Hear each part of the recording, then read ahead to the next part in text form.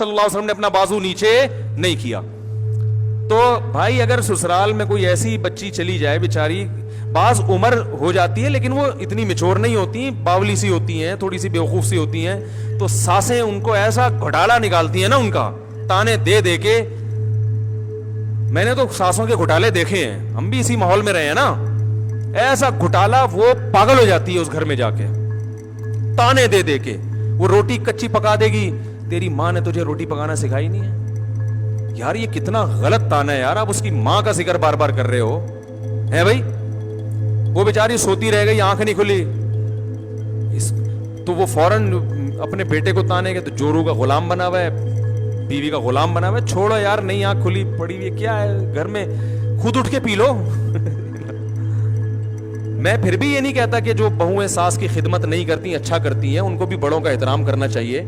वो आजकल जो मॉडर्न लड़कियां हैं, उन्होंने तो एहतराम बिल्कुल छोड़ ही दिया है, वो भी गलत कर रही हैं, लेकिन यहां से भी कोई अच्छी रिपोर्टें नहीं है। तो वो है जिसकी लाठी उसकी भैंस।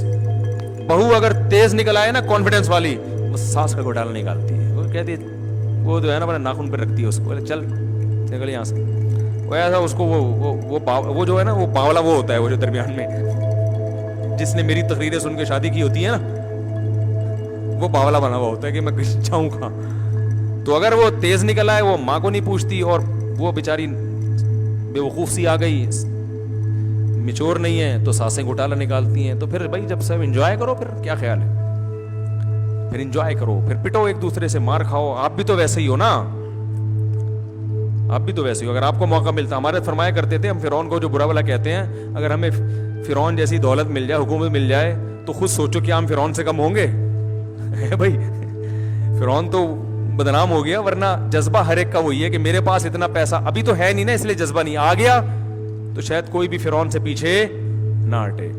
तो बेहतर पता है क्या है, इस जमाने में अफजल यही है कि शादी करते ही बीवी को, बल्कि शादी करने से पहले घर का इंतजाम करो, बेगम उस घर में जाएगी, इधर आएगी नहीं। अगर आप समझते हैं कि आपकी अम्मा बहुत अच्छी सीधी सादी है, फिर तो ले आओ। अम्मा का आप बच्चों को पता होता है मेरी अम्मा कितनी तेज है।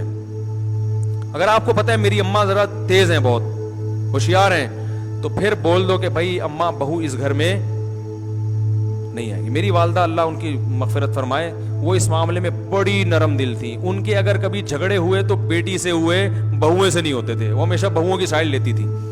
लेकिन ऐसी सासें मार्केट में क्या है, शॉर्ट चल रही है, ठीक है ना। अल्लाह मेरी वालदा की मगफिरत, वो कभी भी उनसे उनकी बहुएं परेशान नहीं हुई, बल्कि हर बहू की ख्वाहिश होती थी कि हमारी वालदा के बारे में कि वो हमारे साथ रहें।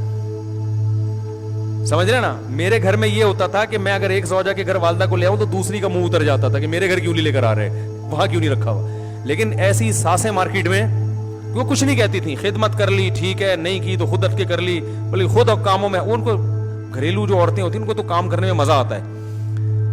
तो लेकिन अगर आप समझते हैं कि अम्मा आपके अब्बा ने तो बर्दाश्त कर लिया, ठीक है ना।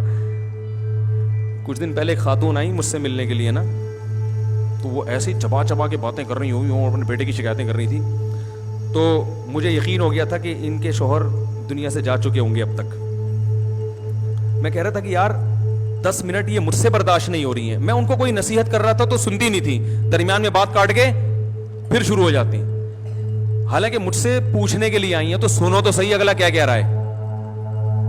कोई बात मैं अभी समझाना शुरू करता, फिर वो नहीं यूं है, फलाना है, ढिमकाना है। वो झगड़ा चल रहा था उनका कोई घर में, मुझे अंदाजा हो गया, मैंने कहा तो बहुत तेज खातून है। तो मुझे यकीन हो गया कि इनके शौहर, मैं मुझसे 10 मिनट ये बर्दाश्त नहीं हो रही, इनके शौहर ने 25-30 साल इनको कैसे बर्दाश्त किया। तो मुझे यकीन हो गया था यकीनन ये बेवा होंगी। तो मैंने उनसे पूछा कि आपके शौहर जिंदा है? उन्होंने कहा नहीं, उनका तो काफी साल पहले इंतकाल हो गया था। तो मैं उनसे कहने वाला था, मैं तो वैसे ही जनरल नॉलेज के लिए पूछ रहा था, वरना मुझे यकीन था कि इस वक्त तक वो बंदा, मैं अगर आधा घंटा बैठूं तो मेरा इंतकाल हो जाए, मजीद बैठ जाऊं। तो अब जब मुझे 15 मिनट में अंदाजा हो गया कि ये इतनी तेज खातून है, तो बच्चों को तो पता होगा ना हमारी अम्मा कैसी हैं। अब बच्चों को तो चाहिए कि बर्दाश्त करें, क्योंकि माँ है, जैसी भी हो बहरहाल आपको तो उसने जना है, आप पर तो एहसान किया, लेकिन बहू तो नहीं वो बर्दाश्त कर पाएगी ना।